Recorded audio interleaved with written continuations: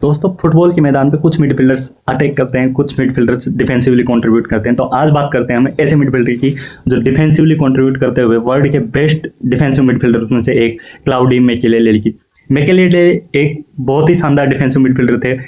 उनके नाम पर एक पोजीशन दे दी गई थी कि the Makelele role, the Makelele the pivot. एक ऐसे प्लेयर थे वो किसी भी टीम के जिस भी टीम में उन्होंने पूरे करियर में खेला कि उनके इर्द गिर्द पूरा डिफेंस सेफ फील करता था कि जब तक मैकेले है तब तक डिफेंडर्स को कोई प्रॉब्लम नहीं होगी, क्योंकि वो इतने इंटेलिजेंट थे कि इतने शानदार टेकलर थे। वो टेकल किंग थे, डिफेंसिव मिडफील्डर होते वो इतने शानदार टेकल्स करते थे अटैक, सामने वाली टीम के अटैक में से, कि देखते ही बनता था। मैकेले कोंगो में जन्मे थे, बचपन में ही वो फ्रांस आ गए थे। उनकी करियर की शुरुआत ओलंपिक मार्से से हुई, जहां उन्होंने प्रोफेशनल खेलना स्टार्ट किया। लेकिन उनकी पहली प्रोफेशनल टीम बनी नेट्स, और नेट्स में उन्होंने वर्ल्ड को दिखाया कि वो कितने काबिल प्लेयर। 1995 में मैकेले ने लीग खिताब जीता नेट्स के साथ। फिर उनको यूरोप में पहचान मिली जब वो सेल्टा विगो गए। सेल्टा विगो में जाके उन्होंने दिखाया कि उनके डिफेंसिव वर्क रेट से वो कितने इंपॉर्टेंट प्लेयर बन जाते हैं किसी भी टीम के। तो इसी के साथ उनको रियल मैड्रिड ने, जब रियल मैड्रिड फ्लोरेंटिनो पेरेज जो कि प्रेसिडेंट थे उस टाइम पे रियल मैड्रिड के, पेरेज ने उन्होंने सेल्टा विगो से उनको खरीदा। और एक गैलेक्टिको टीम जिसमें जिदान, रोनाल्डो, लुइस फिगो ये थे, उस टीम में एक डिफेंसिव पिलर का रोल निभाया उन्होंने। और 2002 की चैंपियंस लीग जीतने में एक बहुत ही इंपॉर्टेंट रोल अदा किया। फिर 2002 की चैंपियंस लीग जीतने के बाद मैकेलेले ने कहा रियल मैड्रिड से, तो रियल मैड्रिड के प्रेसिडेंट से बात हुई कि मुझे एक हायर सैलरी और थोड़ा एक्स्ट्रा वेज चाहिए मेरे परफॉर्मेंस के दम पे। हाँ, वो वाजिब भी था कि मैकेले इतने शानदार परफॉर्म कर रहे थे कि उन्हें बनता था कि वो एक्स्ट्रा वेजेज ले, सैलरी इंक्रीज। लेकिन पेरेज ने सैलरी इंक्रीज करने से मना कर दिया और कहा कि तुम इतने इंपॉर्टेंट नहीं हो हमारे लिए कि हम तुम्हें सैलरी इंक्रीज करके दे, तो तुम अगर जाना चाहते हो तो जा सकते हो। तो फिर वो थोड़े नाराज हो गए रियल मैड्रिड मैनेजमेंट से, और एक जोजे मोरिनियो का दौर स्टार्ट हो रहा था उस टाइम पे। तो जोजे मोरिनियो ने चेल्सी में उनको साइन किया 16.8 मिलियन पाउंड की फीस देकर। तो जोजे मोरिनियो की टीम में जाकर मैकेलेले ने बताया कि क्या इंपॉर्टेंस थी उसकी रियल मैड्रिड की टीम में, और क्यों वो इतने इंपॉर्टेंट प्लेयर थे रियल मैड्रिड के, उस गैलेक्टिको टीम के, कि उन्होंने 2002 में चैंपियंस लीग जीती थी थे। क्लाउडियो मैकेलेले चेल्सी की जोजे मोरिनियो वाली टीम के लिए एक बैटरी की तरह काम किया, कि वह बैटरी के इर्द गिर्द पूरी टीम काम करती थी। यानी कि सारी एनर्जी, सारा जो था मैकेलेले के होने की वजह से था। उनकी मिडफील्ड में सारा कंट्रोल मैकेलेले से आता था। वह डिफेंसिव पेज से अटैक जनरेट करवाते थे टीम को, वह सामने वाली टीम के अटैक को रोकते थे, और एक शानदार टैकलिंग के लिए जाने लगे, जो कि स्लाइडिंग टैकल से जाके ज़्यादा स्टैंडिंग टैकल, और अपनी टेक्निक जो कि इतनी अच्छी थी कि वो किसी भी प्लेयर को मिडफील्ड में जब अटैक जनरेट कर रहे होते थे वो ऑल ओवर द प्लेस रहते थे और किसी भी टीम के अटैक को रोक लेते थे। तो क्लाउडी मैकेलेले एक सर्वश्रेष्ठ डिफेंसिव मिडफील्डर में से एक बनते जा रहे थे जोजे मोरिनियो के अंडर। और चेल्सी को 2005 और 2006 में 2 Premier League back to back खिताब जिताया, जब यूनाइटेड और आर्सेनल की टीमें राज कर रही थी। तो जोजे मोरिनियो ने चेल्सी की एक यूथ नए प्रोजेक्ट में काम करते हुए 2 back to back premier leagues जिताई।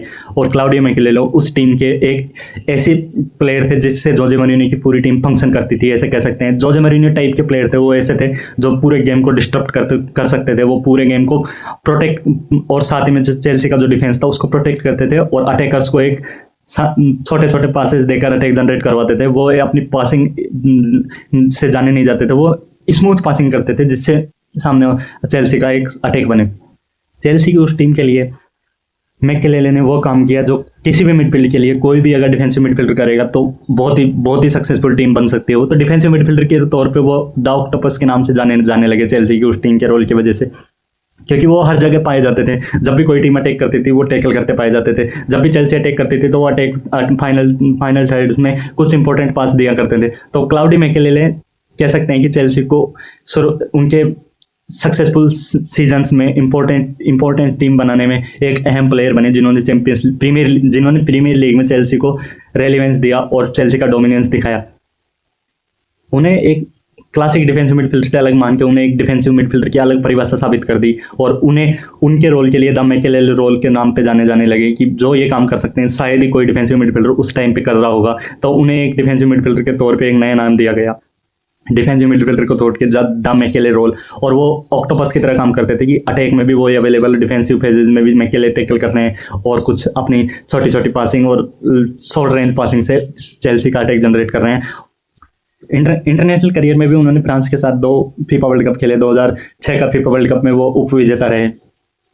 उन्होंने करियर का एंड 2011 में पेरिस सेंट जर्मन में कहा, जहां पर वो चेल्सी को छोड़कर जाने के बाद खेले और 2011 में पेरिस पीएसजी के कैप्टन के तौर पर रिटायर्ड हुए।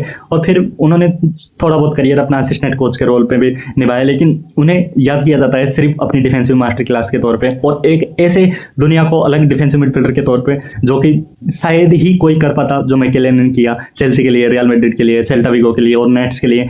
वो एक अलग यूनिक दुनिया के traditional defensive midfielder, classic defensive midfielder से हटके थे। उनकी स्टाइल थोड़ी यूनिक थी।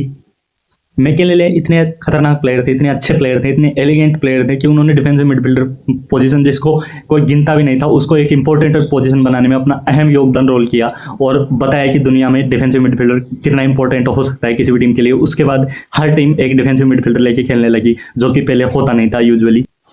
उन्होंने डिफेंसिव मिडफील्डर को एक अलग तौर पे से अहम बना दिया किसी भी टीम के लिए और अपने रोल को जो उन्होंने किया चेल्सी के लिए और अपनी जो पार्टी में थे उनके लिए एक रोल को अमर कर दिया कि जो मैकेलेले ने किया शायद ही कोई फ्यूचर में जाके ऐसा कोई कर सकता है। तो आपको, अगर आपने मैकेले का पूरा करियर देखा है, तो आपको कुछ क्या लगता है मैकेलेले का कुछ की मूवमेंट जिससे मैकेले को आप खास बनाते हैं, कुछ मूवमेंट जो लगता है कि मैकेलेले को खास बनाने में ये इंपॉर्टेंट्स थे? हालांकि मैंने बता दिया है जो भी था, जितना मैंने पढ़ा और देखा उस हिसाब से। तो आप बताइए आपको कैसा लगा वीडियो लाइक कर दीजिए, चैनल सब्सक्राइब कर दीजिए। हम लाते रहेंगे आपके लिए ऐसे एलिजेंट्स की कहानी और उनकी इंपॉर्टेंस टीम के लिए और क्या उन्होंने नया किया फुटबॉल में, उन सब के बारे में। तो कमेंट करके जरूर बताइए कि अगला कौन सा प्लेयर है जिसकी स्टोरी आप देखना चाहते हैं चैनल पर।